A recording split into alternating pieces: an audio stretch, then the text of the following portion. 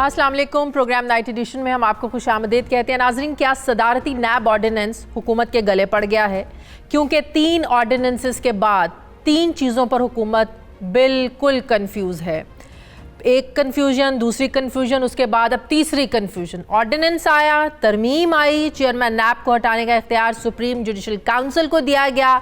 बात तशरीह के लिए वजारत कानून तक गई, तशरीह तो नहीं आई, एक और तरमीम आ गई जिसमें चेयरमैन नैब की तकर्री का मामला सदर पाकिस्तान को देकर ऑर्डिनेंस मुकम्मल कर दिया गया। लेकिन अब फिर इत्तला आई है कि चेयरमैन नैब को हटाने का इख्तियार सुप्रीम जुडिशल काउंसिल के पास ही रहेगा और इस बार ऑर्डिनेंस के जरिए नहीं बल्कि पार्लियामेंट में पेश करके ये तरमीम लाई जाएगी। ये फैसले हो का रहे हैं और एक ऐसे इदारे के बारे में हो रहे हैं जो मुल्क में होने वाले एहतसाब का जिम्मेदार है, जिसमें अपोजिशन और हुकूमत दोनों के लिए बराबरी है ताकि एहतसाब के अमल में जानिबदारी रहे, ना ही एतराज़ रहे। नैब तरमीमी ऑर्डिनेंस में अटॉर्नी जनरल खालिद जावेद खान ने वज़ीर आज़म इमरान खान को ये तजवीज़ दी है कि ऑर्डिनेंस में अभी भी खामियां हैं जिन्हें किसी सदारती ऑर्डिनेंस के जरिए दूर नहीं किया जा सकता और इसे आला अदालतों में चैलेंज किया जा सकता है और अदालतें इसको गलत कानून करार दे सकती हैं।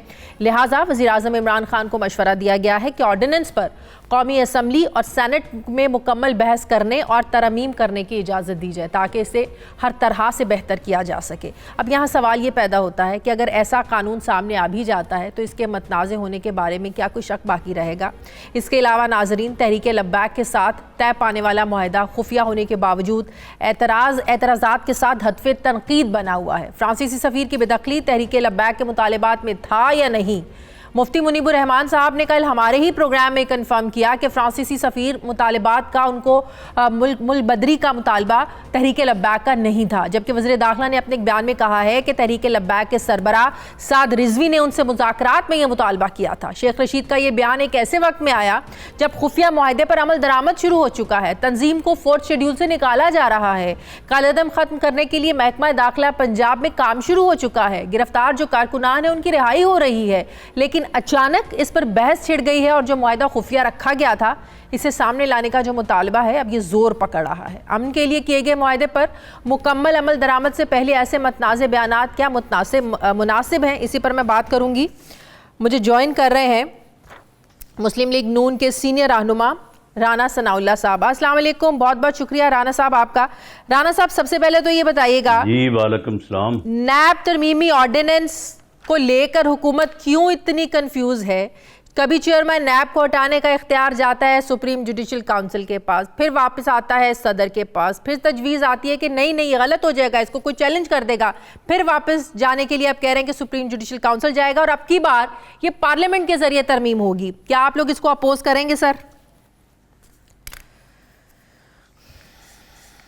देखें, इसमें सच्ची बात तो ये है कि अपोजिशन का काम होता है कि वो हुकूमत के ऊपर तनकीद करती है और बाज़ औक़ात मुबालगा राई की हद तक तनकीद करती है, लेकिन आप यकीन जानें कि इनके मुतल्लक के ये इतने नालायक होंगे, ये इतने नाअहल होंगे, इतने कंफ्यूज होंगे, ये तो हमें भी अब देख के जो है ना वो हैरानी हो रही है और हम भी इनको देख के परेशान है कि यार कोई इतना भी नालायक हो सकता है, कोई इतना नाअहल और कंफ्यूज हो सकता है। अब ये देखें, इन्होंने ये नैब के चेयरमैन और नैब के अदारे का, वैसे तो खैर उसके पल्ले पहले भी कुछ नहीं था, पहले भी अदालतों ने उसे पॉलिटिकल इंजीनियरिंग का जो है वो टूल करार दिया और उनके खिलाफ हर फैसले में जो है वो लान तान हुई पूरे अदारे के ऊपर और चेयरमैन का किरदार जो है वो ना ज़ाती दुरुस्त था ना अदारा जाती दुरुस्त था। लेकिन ये है कि अब जो इन्होंने किया, अब तो आप समझें कि नैब का इदारा बतौर एहतसाब अदारे के, वो तो इन्ना लिल्लाह व इन्ना इलैहि राजिऊन है, वो बात अब ख़त्म हो चुकी है। अब उसमें ये एक तरमीम करें, 10 तरमीमें करें, वो मामला अब खत्म हो चुका है। 6 अक्टूबर को जो ऑर्डिनेंस आया उसमें आप लोगों को ये उम्मीद तो पैदा हुई थी नहीं ना हो सकेगा राना साहब, उसमें तो उम्मीद पैदा हुई थी ना कि ऑपोजिशन के कुछ लोगों को रिलीफ मिल जाएगा, लेकिन अब फिर वो वापस 6 अक्टूबर से पहले वाली पोजीशन पर चले गए हैं केसेस। लेकिन समझ में नहीं आता वो हुकूमत रिवर्स कैसे करेगी? नहीं देखें, नहीं सुन ले ना, सुन ले, नैब के केसेस, नैब के रेफरेंसेस, नैब इतना डिस्क्रेडिट हो चुका है कि उसमें अब किसी को रिलीफ की ज़रूरत नहीं है।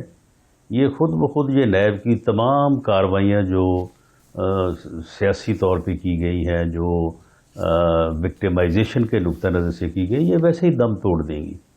अब इसमें जो है वो बिल्कुल, अब इन्होंने इस ऑर्डिनेंस में एक इन्होंने चालाकी की है, जो इन्होंने जजेस की अपॉइंटमेंट वाली, तो उसको हम चैलेंज करेंगे, वो हो नहीं सकेगी। और उसके बाद बाकी तो पर अब उसकी वजह यह है कि जब कोई भी अदारा हो, कोई पर्सनैलिटी हो, जब वो अखलाकी जवाज़ खो बैठे तो फिर उसके किसी बात में, किसी मामले में भी जो है ना वो कोई अथेंटिसिटी नहीं रहती। तो अब नैब जो है ये बिल्कुल एक जो है वो आप समझे कि ना होने के बराबर इनके रेफरेंसेस हैं, इनके केसेस हैं। इसमें मैं समझता हूँ कि रिलीफ की ज़रूरत ही नहीं है, ये अब टोटल रिलीफ ही होगा। ये सारे केसेस जो है ये हुकूमत इस कंफ्यूजन में करना क्या चाह रही है राना साहब? अगर इंसान को किसी चीज के मामले पर कोई किसी भी चीज पर कंफ्यूजन होती है तो इसका मतलब है वो जो कुछ करना चाह रहा है उस नतीजे पर पहुंच नहीं रहा, कंफ्यूज है कि मैं ये करूं या ना करूं, इसके कॉन्सिक्वेंसेस क्या होंगे। आपको क्या लगता है कि हुकूमत करना क्या चाह रही है? मामला ये है कि ये हुकूमत, हमें तो ये नजर आ रहा है कि ये कुछ भी नहीं करना चाह रही।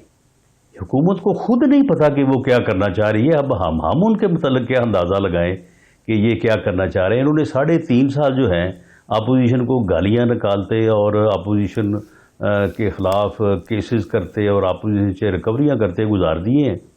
कभी कहते थे 3000 अरब का जो है वो हमने जो है वो रिकवरी करनी है, फिर कहते थे कि जी 200 अरब डॉलर जो है वो बाहर पड़े हैं, वो हमने लाने हैं, कर्जे $100 के अदा करने हैं, 100 जो है वो अवाम की खुशहाली पे खर्च करना है। फिर ये कहते थे कि 1000 अरब डॉलर की प्रॉपर्टीज़ का हमने सुराग लगा लिया है। वो जो शहजाद अकबर साहब है, अब वो नजर ही नहीं आ रहे कहाँ गए हैं। वो कहते थे जी वो तो हमने सुराग लगा लिया है, पता करवा लिया है, अब तो ये बस गए और लेके आए। तो अब सारा वक्त तो इन्होंने इसमें ज़ाया कर दिया। अब बाकी जो कोई 8-10 माह हैं इनके पास, अब उसमें ये कुछ नहीं कर सकेंगे। इनका किस्सा जो है वो तमाम हो चुका है। अब ये जितने दिन रहेंगे उतने दिन जो है ये ज़्यादा बदनामी, ज़्यादा अनपॉपुलैरिटी जो है वो कमाएंगे और मुल्क का नुकसान करेंगे। सही, आप कह रहे हैं 9-10 महीने रह गए हैं, तो फिर पीडीएम के प्लेटफॉर्म का मकसद क्या है? पीडीएम फिर अपने प्लेटफॉर्म से क्या कर सकती है, क्या करना चाहती है पीडीएम? देखें, मैं समझता हूँ कि पीडीएम मीडिया, बज़ाहिर तो ये है ना कि मीडिया पे सिर्फ गुफ्तगू ही होती है और कोई कह सकता है कि जी गुफ्तगू से क्या फ़र्क पड़ता है जी। पीडीएम जो है वो जी वो जलसे कर रहे हैं जी, तकारीर कर रहे हैं जी, वो बयान दे देते हैं जी, वो प्रेस कॉन्फ्रेंस कर देते हैं, इससे क्या फ़र्क पड़ता है? नहीं, इससे बड़ा फ़र्क पड़ता है। ये लोगों को जो अवेयरनेस है और ये आज इनकी जो हालत बन चुकी है, ये आप देखिएगा जब इलेक्शन शुरू होगा इनको हर गली, हर मोहल्ले में इनको पड़ेंगे। कल तो इतना बड़ा पैकेज दिया है, तारीखी पैकेज दिया है, 2 करोड़ खानदानों के लिए 120 अरब का पैकेज दिया है। क्या बात कर रहे हैं आप? अल्लाह आपकी जुबान मुबारक करे। ये तारीखी पैकेज आप जिसको फरमा रही हैं, अगर ये आपको तारीखी लग रहा है तो मेरा ख्याल है कि फिर कहीं आपके पीछे ना लोग पड़ जाएं। तो इसलिए जो है ये तारीखी पैकेज जो है कल का तो उन्होंने बैठा दिया। देखें, आप मुझे ये बताएं कि कोई इस तरह से भी कहता है, यानी ये एक आम फहम आदमी, कोई छठी का को बच्चा स्टूडेंट है, उसे भी इतनी समझ है कि वक्त से पहले अगर बात कर दी जाएगी तो मामला खराब हो जाएंगे। वो कल इसने कह दिया कि जी पेट्रोल की कीमतें हमने बढ़ानी है। वो मेंटली प्रिपेयर कर रहे थे ना? जो है वो नहीं, मेंटली क्या प्रिपेयर कर रहे थे। जो कीमतें उन्होंने महीना ठहर के बढ़ानी है ना, उसका इफेक्ट अभी आ गया, आज ही आ गया। आज आप देखें, कोई चीज़ मुझे बता दें, घी बता दें, दालें बता दें, गोश्त बता दें, पेट्रोल बता दें, कोई चीज़ बता दें, हर चीज़ जो है वो, चीनी देख लें, चीनी वगैरह को 20 रुपए उन्होंने वजह भी तो बताई ना कि ये दुनिया के साथ हर चीज़ जो है वो दुनिया में बढ़ता है, इसलिए हमारे यहाँ बढ़ता है। सिर्फ इन ममालिक में नहीं बढ़ता जहाँ जो ममालिक पेट्रोल को प्रोड्यूस करते हैं, बाकी ममालिक में बढ़ता है। तो दुनिया के साथ चलना है, दुनिया में बढ़ेगा तो हमारे यहाँ भी बढ़ेगा। देखें, बात ये है कि हर मुल्क में वहाँ के हालात के मुताबिक हर बंदे में कुव्वत ख़रीद होती है, हर मुआशरे में।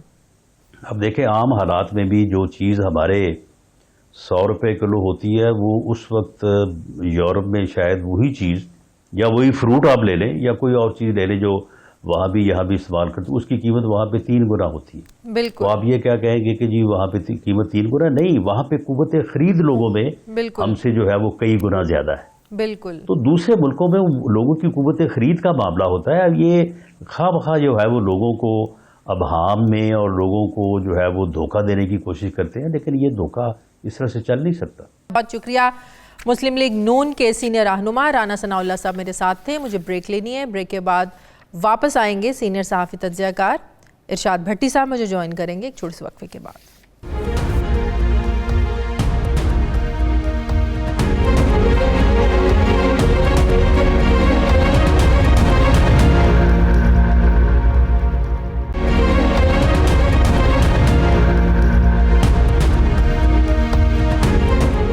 ब्रेक के बाद एक बार फिर से आपको खुशामदीद कहते हैं। सीनियर सहाफ़ी तज्ज़ियाकार इरशाद भट्टी साहब ने मुझे ज्वाइन किया। अस्सलाम वालेकुम, बहुत बहुत शुक्रिया भट्टी साहब आपका। भट्टी साहब, इस हुकूमत को हम शुरू से देख रहे हैं, बहुत से मामलात पर कन्फ्यूजन का शिकार है। जो बातें इन्होंने इक़्तिदार में आने से पहले की, उससे फिरे, यू टर्न लिया और बाद में कहते हैं कि हालात हमें नहीं पता था इतने ख़राब होंगे, चाहे वो मैशियत के मामलात को लेकर हो या हुकूमत के दूसरे मामलात हों। अब चेयरमैन नैब को हटाने का इख्तियार सदर को देने से इनके अटॉर्नी जनरल खुद कहते हैं कि तनाज़ा होगा। नैब तरमीमी ऑर्डिनेंस को लेकर हुकूमत इतनी कंफ्यूजन का शिकार क्यों है भट्टी साहब? बात यह है कि अल्हम्दुलिल्लाह 3.25 सालों में इस हुकूमत ने कोई एक फैसला जो बर वक्त किया हो, कन्फ्यूजन के बगैर किया हो, डिले ना किया हो या एक छोटे से मसले को बहरान बनाकर ना पेश किया हो और कोई मुझे फैसला दिखा दें, खा वो पहले दिन से इमरान खान साहब के पहली स्पीच से शुरू कर लें और ये आज जो उन्होंने स्पीच फरमाई जिसमें एक फिक्रा अभी तक मेरे ज़हन में अटका हो। इमरान खान साहब ने फिर आज मगरब की रियासत मदीना की मिसाल देकर फिर मगरब की मिसाल दी और फरमाया कि वहाँ तो कोई इल्ज़ाम लग जाए तो वुज़रा घर चले जाते हैं। अब इमरान खान साहब को कौन बताए कि पेंडोरा लीक्स में कुछ वुज़रा के नाम आए, उन पर इल्ज़ाम लगाया, वो घर तो नहीं गए ना। और फिर इमरान खान साहब को कौन बताया कि शुगर कमीशन में भी कुछ वुज़रा थे, चीनी में भी कुछ वुज़रा थे, निजी बिजली घर डाकों में भी कुछ मशीर थे और अद्वियात में भी और BRT में भी और मालम जब्बा में भी और हेलीकॉप्टर में भी उन पर खुद इल्ज़ाम लगा हुआ है और इसके अलावा बेतहाशा चीज़ें हैं। तो ये तो अल्लाह के फजल से अब कौन बताए। लेकिन जहां तक आपका चेयरमैन नैब का है तो पहला एक तरमीमी ऑर्डिनेंस उन्होंने किया था। अल्लाह की वो जो नैब को ये इमरान खान साहब की ये ज़हनों में रहे कि ये इमरान खान साहब दावे करते थे कि 3 महीने मुझे नैब दे दें, मैं पूरा मुल्क करप्शन फ्री कर दूंगा। ये इमरान खान साहब कहा करते थे मैं आऊंगा, अल्लाह ने मुझे मौका दिया तो इदारों को मजबूत करूंगा, आज़ाद करूंगा, खुद मुख्तार करूंगा और सियासत से पाक करूंगा। और ये इमरान खान साहब नैब के बारे में कहा करते थे कि हाँ वो नहीं 2 अरब डॉलर तो लाने थे ना। वो तो मेरे भाई मुराद सईद साहब ने कहा कि 2 अरब डॉलर आएंगे, एक हम खर्च लेंगे, दूसरा IMF के मुंह पे मारेंगे। वो एक हाँ वो एक तस्वीर चल रही थी कि IMF के जो पिछला कंट्री हेड, दुनिया का हेड है, उसके 3 दांत टूटे हुए थे। तो नीचे लिखा हुआ था ये मुराद सईद साहब ने जो 1 अरब डॉलर मुंह पे मारा है उससे इसके दांत टूट गए। तो बेसिक बुनियादी चीज ये है कि बात ये है कि पहला ऑर्डिनेंस जान छूटी, ये आ गए ये, और फिर उसके बाद दूसरा शेमफुल ऑर्डिनेंस किया इन्होंने, शेमफुल, कि जिसमें इन्होंने और उसके बाद जो तीसरा किया उसमें भी एक शेमफुल ये किया कि ये सुप्रीम जुडिशल काउंसिल के बजाय सदर को इख्तियारात दे दें चेयरमैन को, यानी डम्मी बनाने का, यानी FIA जैसे है, यानी जिस तरह और इदारे हैं सरकारी इदारे बना दिए कि चेयरमैन के सर पे तलवार लटकती रहे ताकि वो कोई फैसला ना कर सके और कोई हमारे किसी हुकूमत के खिलाफ ना कर सके। अब उसके बाद इनको ख्याल आया कि ये शायद अदालत में जाकर कोई अदालत चला गया तो ये खत्म हो सकता है। और दूसरी बात ये है कि या इनको कुछ वैसे ख्याल आ गया अटॉर्नी जनरल ने तजवीज़ दी है, ले रहे हैं। जनाब अटॉर्नी जनरल ने कहा है कि अगर इख्तियार दिया सदर मुमलिकत को गैर जरूरी तनाज़ा खड़ा हो जाएगा, यह एहसास दिलाया उन्होंने। अटॉर्नी जनरल साहब के बारे में मैंने सुना है मैंने कि बड़े अपराइट आदमी, अच्छे इंसान हैं। मैं उनको कहना चाहता हूं कि उन्होंने कल एक शो में फरमाया कि मुझसे मशवरा ही नहीं लिया गया। जब उनसे मशवरा नहीं लिया गया और ये ऑर्डिनेंस आ गया तो उनको इस ओहदे पर रहने का इखलाकी जवाज क्या? रिजाइन दें, घर चले जाएं। आप कहें कि भाई मैं अटॉर्नी जनरल हूं, मैं आपकी कानूनी टीम में शामिल हूं, मुझसे मशवरा नहीं लिया तो गुड बाय। लेकिन चूंकि हमारे यहाँ सारे इखलाकियात का एक अपना लेवल होता है, चलो उन्होंने यही बड़ी मेहरबानी को उन्होंने बता दिया। तो ये बुनियादी तौर पे ये सारा कुछ जो कुछ कर रहे हैं कि ये कर रहे हैं कि जो अब अपने स्कैंडल्स आए हैं ये उनको वो अपनों को बचाने के लिए, ब्यूरोक्रेसी को बचाने के लिए, ताजरों को बचाने के लिए, और जाहिर अपोजिशन 4 महीने की मियाद होती है, एक मुद्दत होती है, ये कोई सदा रहना नहीं है। फिर एतजाज एहसन साहब से मेरी बात हो रही थी, वो कह रहे थे कि कौमी असम्बली या सेनेट कोई एक हाउस भी इसके खिलाफ करारदाद ले आता है तो ये खत्म हो जाएगा। तो इसलिए इतना ज्यादा वो परेशान होने की जरूरत नहीं है, कुछ सदा इनके साथ चलना नहीं है। कल को दूसरी हुकूमत आएगी, ये वो क्या आपका मतलब है इसको चलाएंगे, खत्म हो जाएगा सारा कुछ? नहीं, इमरान खान साहब को ये अगर पता हो कि ये जब बेनज़ीर भुट्टो साहबा का एहतसाब नवाज शरीफ साहब कर रहे थे, सैफुर रहमान कर रहा था, हाँ। किसी के वहमो गुमान में भी था कि नवाज शरीफ साहब जेल भी जाएंगे या नाहल भी हो जाएंगे या लंदन भी मफरूरी की जिंदगी काटेंगे। तो ये वक्त बदलते देर नहीं लगती। हजरत अली रदी अल्लाह ताला अन्हु कहा है कि अगर ये कुर्सी मुस्तकिल होती तो तुम तक कैसे पहुंचती। बिल्कुल। तो ये इमरान खान साहब का 5 साल कर लें, ये जिसमें 2.25 साल रह गए हैं, पौने 2 साल रह गए हैं, तो अब अगर ये बचा भी लेते हैं पौने 2 साल, किसी के खिलाफ कोई बात भी नहीं होने देते, कोई स्कैंडल नहीं निकलने देते, क्या आप समझते हैं कि अद्वियात स्कैंडल, निजी बिजली घर स्कैंडल, पेट्रोल स्कैंडल, आटा गंदम स्कैंडल, शुगर स्कैंडल या BRT या मालम जब्बा नहीं निकलेंगे? अगले हुकूमत में आकर निकलेंगे और ये तारीखें बदलने वाले चेहरे बदल जाएंगे। जिसमें ऑपोजिशन को भी बड़ी उम्मीद हुई थी कि बहुत से ऑपोजिशन रहनुमाओं के जो है ना वो केसेस खत्म हो जाएंगे, उन्हें रिलीफ मिल जाएगा। आपको क्या लगता है कि वो हुकूमत ने जानबूझकर डाली थी ये शिक्के, चले ऑपोजिशन को भी रिलीफ मिल जाए, इनके अगले साल 2 साल आसानी से गुजर जाएं, या अब इन्होंने ये जानबूझकर किया है ऑपोजिशन को मजीद टाइट करने के लिए? कोई एक काम तो कॉन्शियसली किया है इन्होंने? नहीं, पहले वाला किया था खुद को बचाने के लिए, और उसमें ज़ाहिर अपोजिशन भी मुस्तफीद होती थी, तो इनको कोई खतरा नहीं था। यह था कि अपनी स्किन बच जाए, खुद बच जाए, सारा कुछ खुद बच जाए, तो बस ये प्रॉब्लम था। अब जो किया ये जो सदर मुमलिकत वाला, ये भी एक बड़ी प्लानिंग के तहत किया कि चेयरमैन नैब जब आप उनको बरतरफ कर सकेंगे, रख सकेंगे, तो हवाओं का रुख नहीं बदलेगा, ये भी था। लेकिन आपको पता है राजा परवेज अशरफ साहब इसी एक तरमीमी आर्डिनेंस का फायदा उठाकर वो निकल गए थे, वो एक केस में बरी हो गए थे, और अभी भी ये तरमीमी आर्डिनेंस जब आया तो 42 बरियत की दरखास्तें दी गई हैं टेक्निकल बुनियादों पर मुख्तलिफ लोगों ने नैब को। तो या तो मेरा कहने का मकसद ये है कि ये लंबे चौड़े प्लान क्यों करते हो, आर्डिनेंस लाओ और नैब को ताला मार दो। 3.25 सालों में जितना आप सोचिए कि जितना ये नैब पे अपोजिशन, हुकूमत और सारे बोले हैं, कभी पुलिस पे बोले हैं, कभी किसी इदारा जाती रिफॉर्म्स पे बोले हैं, कभी किसी और जगह पे बोले हैं, इसलिए नहीं बोले। याद आया आज बड़ी तब्दीलियां हुई हैं ये पंजाब में, क्या पुलिस की 6 महीने बाद जब तक तब्दीलियां ना हो तो क्या पंजाब पुलिस चल नहीं सकती? CCOPO बदल दिए गए, आज DIG ऑपरेशन लाहौर को बदल दिया गया, 18 अफसरान को बदला है आज पंजाब में। ये खैर से एक तब्दीली जो है ना वो बड़ी ज़रूरी थी, और वो तब्दीली थी साईं उस्मान बुज़दार की। अगर वो तब्दीली कर लेते तो बाकी तब्दीलियों की ज़रूरत ही नहीं थी। ये मीनारे पाकिस्तान में जिन पुलिस अफसरों को बदला है उनका क्या कसूर एंड पे निकला? बाकी जितने बदले हैं, जितने IG बदले हैं, उनका क्या निकला? तो ये सारे, ये तो खैर है, तो वो मैं कहने के साथ था, कोई भी ये नहीं चाहता नैब आज़ाद और खुद मुख्तार हो, कोई भी नहीं चाहता कि उसका अपना एहतसाब हो, कोई ये नहीं चाहता। सारे चाहते हैं कि मुखालफीन रगड़े में आए और वो हम बच जाएं। तो ये कभी हुआ नहीं है, तो करते रहे, तब्दीलियां भी करते रहे, सारा तब्दीली सरकार है, इनके तब्दीलियां करते रहे, मगर एक बात है, अवाम पर फोकस करें, जो अवाम के मसाल हैं। जी आखिरी सवाल जी।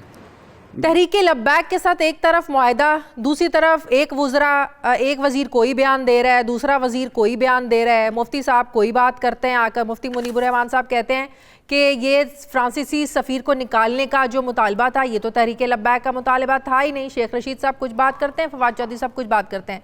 क्या हुकूमत इसे मतनाज़े जानबूझकर बना रही है, या हुकूमत के वजीर कर क्या रहे हैं? दो बातें इस पे। पहली बात तो यह कि आज एक प्रोग्राम में साहबजादा हामिद रजा ने कहा है कि हमारा मसला ही नहीं था फ्रांसीसी सफ़ीर का। पहली बात तो यह कि इसका मतलब है कि जो तरीके लब्बैक वाले निकले थे वो निकले थे कि जो उन्होंने ये भी आज कहा है कि हुकूमत पिछले मुआहदे में कहा था कि 2 महीने बाद साद रिजवी साहब को रिहा किया जाएगा। तो पहला मसला तो यह कि साद रिजवी साहब की रिहाई, कालअदम का लेबल हटाना, 4 शेड्यूल से निकालना, मुकदमात ख़त्म करना। उसमें मेरा सवाल ये है कि रसूलुल्लाह सल्लल्लाहु अलैहि वसल्लम का या मज़हब का नाम इस्तेमाल नहीं होना चाहिए था।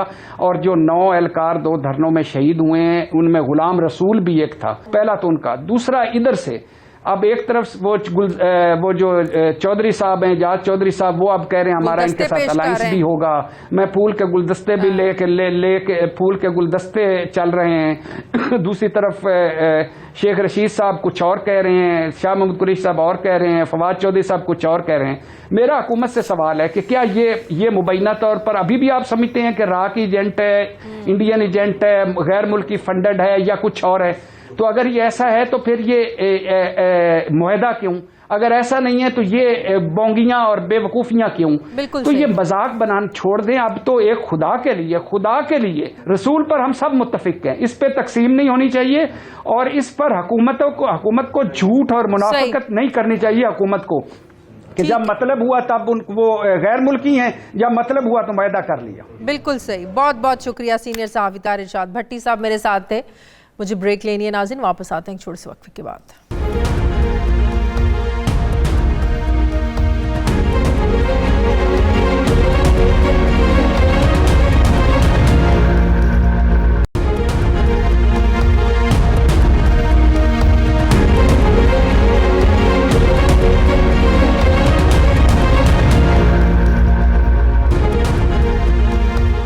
ब्रेक के बाद एक बार फिर से आपको खुशामदीद कहते हैं नाज़रीन। नैब जो कि मुल्क में अफराद और इदारों का एहतसाब करता है, इसका एहतसाब कौन करेगा? नैब जिसने अपोजिशन के बड़े बड़े सियासी रहनुमाओं और इदारों के सरबराहान को करप्शन के इल्ज़ामात में पकड़ा, अब उसकी अपनी करप्शन का एहतसाब कौन करेगा? ये जो इल्ज़ामात लग रहे हैं, हिसाब किताब को लेकर नैब के इदारे की साख पर सवालात उठने लगे हैं, क्योंकि सेनेट की कायमा कमेटी बराए ख़जाना में इंकशाफ किया गया है कि नैब ने करप्शन की मद में रिकवर किए 821 अरब रुपए कौमी ख़जाने में जमा ही नहीं करवाए।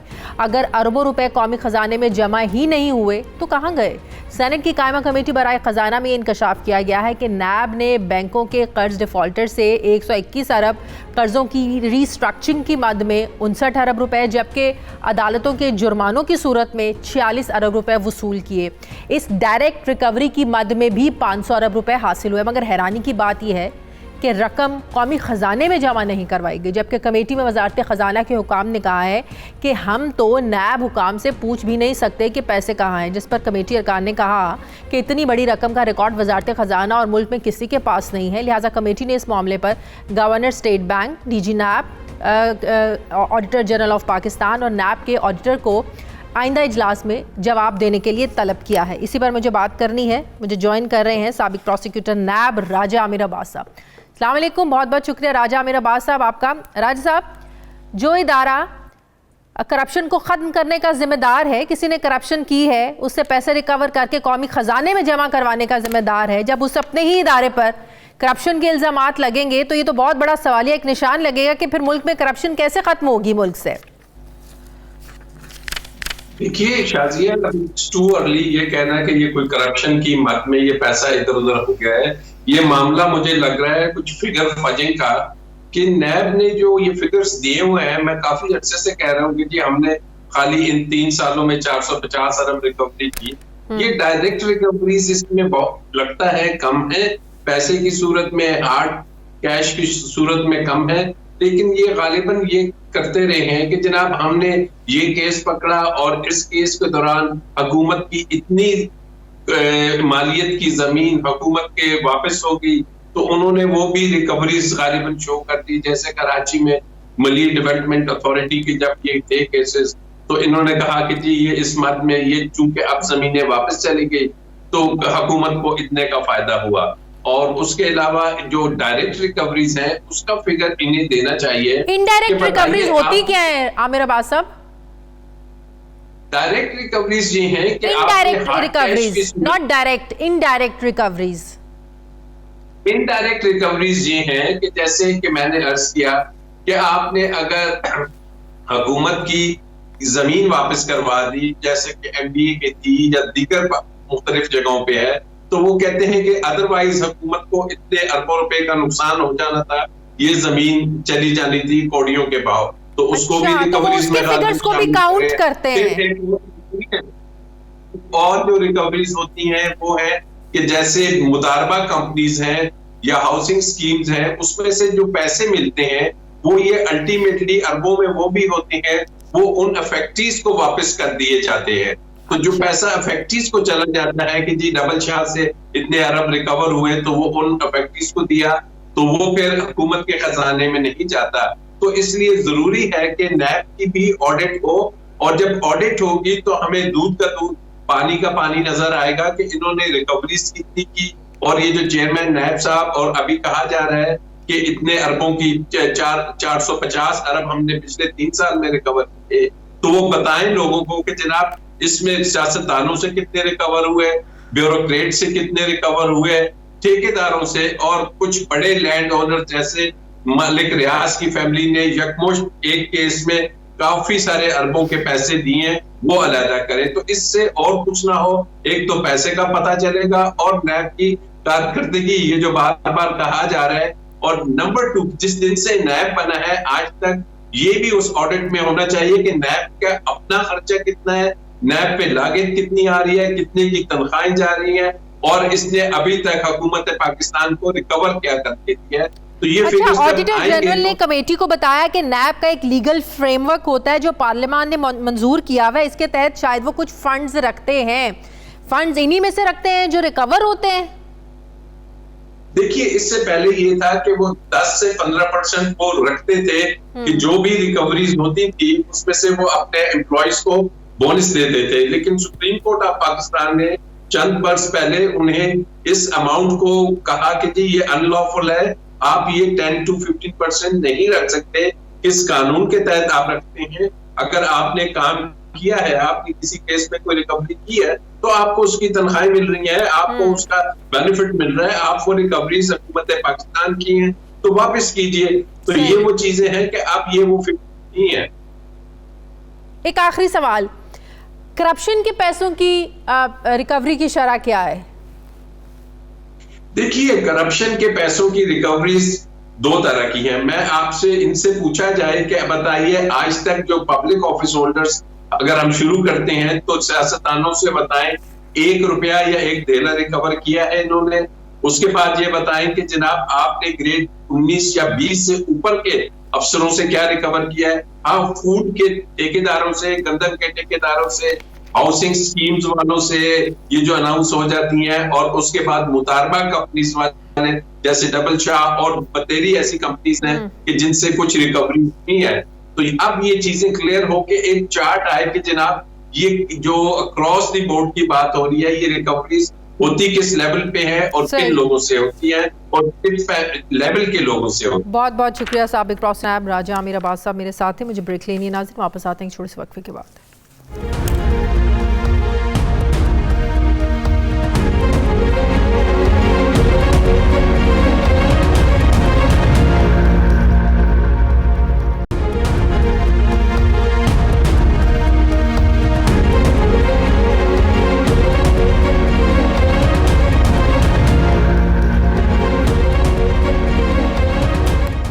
ब्रेक के बाद एक बार फिर से आपको खुशामदीद कहते हैं। नाज़रीन, कितना सस्ता है खून इंसान का। गुज़श्ता रोज़ ठट्ठा में पेश आने वाला एक दर्दनाक वाक़या, जिसमें एक नौजवान की मुबैना तौर पर इसलिए जान ले ली गई कि उसने एक वडेरे MPA के बाअसर दोस्तों को अपने गांव में गैर कानूनी शिकार करते पूछा और उनकी वीडियो बनाकर सोशल मीडिया पर डाल दी। कत्ल होने वाले नौजवान नाज़मुद्दीन जोखियों के लवाहिकीन ने इल्ज़ाम लगाया है कि नाजिम को MPA जाम अवैस ने अपने डेरे पर बुलाया और तशद्दुद करके मारा। याद रहे कि कत्ल होने वाले नाजिम जोखियों की जानिब से बनाई गई वीडियो भी मंजर आम पर आ चुकी है, जिसमें नाजिम एक गाड़ी की तरफ इशारा करते हुए कह रहा है कि ये लोग हमारा रास्ता ब्लॉक किए हुए हैं और हमें धमकियां दे रहे हैं। जिसके बाद एक शख्स गाड़ी से उतरता है और हाथ मारकर मोबाइल फ़ोन गिरा देता है। इस वीडियो के बाद भी एक वीडियो नाज़िम जोखियों ने बनाई थी जिसमें वो कह रहे थे कि वीडियो से मुतालिक मुझे धमकियां मिस कॉल्स आ रही हैं। उन्होंने वीडियो में ये भी कहा था कि अगर कुछ नहीं हुआ तो इसके ज़िम्मेदार, अगर उन्हें कुछ हो गया तो इसके ज़िम्मेदार वही लोग होंगे जो मुझ पर दबाव डाल रहे हैं। मज़ीद क्या कहा था नाज़िम जोखियों ने, ज़रा सुनिए। इनके मुझे रिकॉर्ड में रखियो वञे, मुझे जेको आवाज़ आहे वॉइस के बयान मतलब रिकॉर्ड में रखियो वञे ऐं मुंहिंजो वीडियो मूंखे डिलीट करण जी धमकियूं मिलनि पियूं। डिलीट करियो न त तव्हांजे लाइ मसइलो थींदो। मसइलो करण वारो कंहिंजी ताक़त कोन्हे जो करे वधीक इज़त ॾियण वारो अलाह साईं आहे। बाक़ी हिन वीडियो खे मुंहिंजे रिकॉर्ड में रखियो वञे। मूंखे धमकियूं पिया ॾियनि, बिल्कुलु मूंखे मुंहिंजे मथां प्रेशर हुजनि पिया, पर आउं हुननि जे चकर में न चवण में ईंदुसि। ऐं कोन हुननि खां माफ़ी वठंदो, बाक़ी ग़लती हुननि जी आहे, पाण अची माफ़ी वठंदा। बाक़ी मूंखे इलाही प्रेशर कयो वञे पियो, धमकियूं ॾियनि पियूं मौतमार। बिल्कुल न बयान के रिकॉर्ड में रखे हुए। अब नाज़िम जोखियों को तो कत्ल कर दिया गया है और उनके कत्ल के इल्ज़ाम में पीपल्स पार्टी के एमपी और उनके मुआफ़िज़ों के ख़िलाफ़ FIR दर्ज करके 2 लोगों को गिरफ्तार भी कर लिया गया है। मगर सवाल ये है कि सिंध में एक बेगुनाह शख्स की जान लेने का ये कोई पहला वाक़या नहीं है। वडेराइज़म और जागीरदाराना सोच वहाँ आज भी ज़िंदा है और मामूली सी बात पर किसी की भी जान लेना कोई बड़ी बात नहीं है और ऐसी कई मिसालें हमारे माशरे में मौजूद हैं। तो सवाल ये पैदा होता है कि सिंध में ऐसे वाक़यात क्यों पेश आते हैं? क्या कानून इन वडेरों और जागीरदारों के घर की लौंडी बन के रह गया है? क्या सरदारों और वडेरों तक कानून के हाथ नहीं पहुँच पाते? आखिर कब तक माशरे के कमज़ोर और मजबूर लोगों को यूँ मौत के घाट उतारा जाता रहेगा? इसी पे बात करने के लिए नाज़रीन मुझे वज़ीर इत्तलात सिंध सईद गनी साहब ज्वाइन करें। अस्सलाम वालेकुम, बहुत बहुत शुक्रिया सईद गनी साहब आपका। सईद गनी साहब, नाज़मुद्दीन जोखियो जिसका इतना सा कसूर कि उसने तिलोर का शिकार करने पर मना किया, जिसकी उसको सज़ा मिली मौत की शक्ल में, सर ये वडेराइज़म जागीरदाना सोच इतनी ज़्यादा मजबूत है कि एक शख्स जो हक की बात भी करे उसे कत्ल कर दिया जाए? देखें, ये बात मैंने आज प्रेस कॉन्फ्रेंस में भी कही, उससे पहले चीफ मिनिस्टर साहब ने कल भी इस पे एक्शन लिया और मैं ये बात वजाहत से कह चुका हूँ कि चाहे पाकिस्तान पीपल्स पार्टी की कोई MPA इसमें क्यों ना मुलविस हो, हम इस केस में इंसाफ के सारे तकाजे पूरे करने को यकीनी बनाएंगे। जिस तरह की FIR लवाहिकीन चाहते थे, उनकी फैमिली चाहती थी, उसी तरह की FIR हमने करने दी, उसमें कोई रुकावट नहीं डाली। और एक चीज़ और मैं बता दूं, ये नाज़मुद्दीन जो बेचारा जहां बख्श हो गया है, शहीद हो गया है, उसका भाई पीपल्स पार्टी के टिकट पर डिस्ट्रिक्ट काउंसिल का मेंबर था। ये पाकिस्तान पीपल्स पार्टी के ही लोग हैं।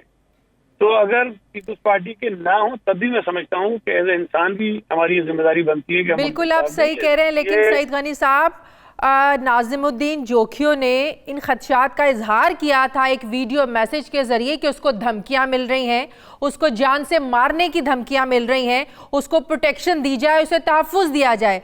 तो सईद गनी साहब, अगर वक्त पर उस इंसान को तहफ़्फ़ुज़ मिल जाता, पुलिस आ जाती, तो ये सब कुछ नहीं होता, उसकी जान बच सकती थी। मुझे सच्ची बात यह है कि मैंने वो सारी वीडियो क्लिप्स हैं वो तो इसकी मौत के बाद देखी है। अब वो उस वक्त कहाँ सर्कुलेट कर रही थी मैं उसका जवाब नहीं दे सकता हूँ, लेकिन एक बदकिस्मत वाकया हो गया है और एक बहुत जुल्म हुआ है उसके साथ, उसकी फैमिली के साथ। अब हमारी जिम्मेदारी ये बनती है कि जो इस जुल्म में मुलविस हैं, चाहे वो पीपल्स पार्टी के ही कोई रहनुमा हो, कोई MP हो, हम उनको कानून के मुताबिक सजा दिलवाने की कोशिश करें और वो हम कर रहे हैं। देखें, जो लोग इस वक्त मैं देख रहा हूँ मुख्तलिफ सियासी जमातें जा रही हैं, कर रही हैं, अगर तो सूबाई हुकूमत ने, चीफ मिनिस्टर ने किसी भी सतह पर, किसी मकाम पर पुलिस के ऊपर ये दबाव डाला हो या उस फैमिली के ऊपर ये दबाव डाला हो कि आप हमारे MPA का नाम मत लें, आप इनको FIR में नॉमिनेट ना करें, तो हम उसके मुजरिम बिल्कुल हैं। लेकिन अगर हम उस मजलूम के साथ खड़े हैं, और मेरी खुद अफजल से बात हुई जिसमें मुदई है, मैं जाना भी चाह रहा था लेकिन वो सब तो घर पे नहीं है, वो दायरे के धरना दे के बैठे हैं, मेरी बात हुई है और मैंने फोन पर भी यकीन उन्हें दिलाया कि अगर आपको किसी मौके पर ये महसूस हो कि पुलिस आपके साथ इंसाफ नहीं कर रही है या आपके साथ ज्यादती कर रही है, कोई और शख्स, कोई और फर्द ज्यादती कर रहा है, तो हम आपके साथ खड़े होंगे और हम आपकी मदद करेंगे। मैं ये भी आपको बता दूं कि पाकिस्तान पीपल्स पार्टी के जो सूबाई वजीर हैं, जो वहां से जीते हैं, उसी हल्के से वो मेंबर हैं, उसी कम्युनिटी के वो हैं, वो 5-6 घंटे तक उनके साथ धरने में बैठे रहे वहां पर। हमारे पीपल्स पार्टी के कुछ और MPs भी वहाँ काफी देर तक। तो धरना वो कैसे खत्म करेंगे, कैसे वो मानेंगे, क्या उनके इस वक्त मुतालिबात हैं? वो ये कह रहे हैं कि जो और लोग नॉमिनेट हैं FIR में, उनको गिरफ्तार किया जाए। और ये मुतालबा उनका गलत नहीं है। मैं ये नहीं कहता कि उनको ये डिमांड ही नहीं करनी चाहिए। 5 अफराद नॉमिनेट थे, 2 उसमें से गिरफ्तार हैं, 3 रह गए, और मैं आपको आपके चैनल के जरिए यकीन दिला रहा हूँ, आपके प्रोग्राम के जरिए यकीन दिला रहा हूँ कि इंशाल्लाह ताला हम उनको भी अरेस्ट करेंगे। तो जाहिर है इसकी फैमिली थी, क्या आप लोग इसको सपोर्ट करेंगे नाजिम जोकियों की फैमिली को फाइनेंशियली तौर पे? देखें मैं नहीं समझता कि इस वक्त ये बात मुनासिब है कि मैं ये कहूँ कि हम फाइनेंशियली इसको सपोर्ट करेंगे। पहला जो उनका मुतालबा है, जो उनकी डिमांड है कि जो कानूनी कार्रवाई है, जो लोग मुलविस हैं उनको हम किसी एक अंजाम तक पहुंचाएं, हम उसमें लगे हुए हैं। लेकिन यकीनी तौर पर अगर उसकी फैमिली को किसी भी तरह की और मदद की जरूरत होगी हम बिल्कुल करेंगे।